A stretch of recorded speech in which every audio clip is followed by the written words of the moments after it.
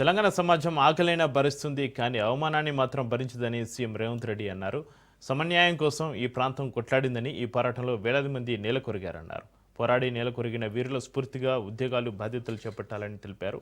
Group 1, group 2 అధికారుల శిక్షణ ముగింపు కార్యక్రమంలో సీఎం రేవంత్ రెడ్డి చీఫ్ గెస్ట్గా పాల్గొన్నారు. గత 10 ఏళ్లు పాలించిన బీఆర్ఎస్ ప్రభుత్వం ఒక్క గ్రూప్ 1 ఉద్యోగం కూడా ఇవ్వలేదని విమర్శించారు. కాంగ్రెస్ అధికారంలోకి రాగానే టీజీపీఎస్సీని ప్రక్షాళన చేసి నియామకాలు చేపట్టామని తెలిపారు. ప్రశ్నపత్రాలను జిరాక్స్ సెంటర్లో అమ్మకుండా కఠిన చర్యలు తీసుకున్నామన్నారు. తెలుసు ఈ ప్రాంతము, ఈ భూమి, ఈ ప్రజల యొక్క నైజం. ఇక్కడి ప్రజలు ఆకలినైనా సహిస్తారు కానీ అవమానాన్ని సహించరు. ఈ ప్రాంత ప్రజలు సహనంతో ఉండొచ్చు కానీ ఆధిపత్యాన్ని స్వీకరించరు.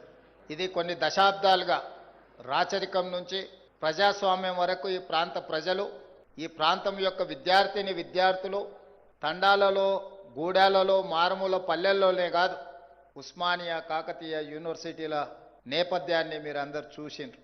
మీరు అనుకోవచ్చు, చాలామంది భావించవచ్చు, పాలకులకు వ్యతిరేకంగా కొట్లాడే వాళ్ళు శ్రీమంతులై ఉంటారు, అధికారాన్ని ఆకాంక్షించి తిరుగుబాటు చేస్తూ ఉంటారని.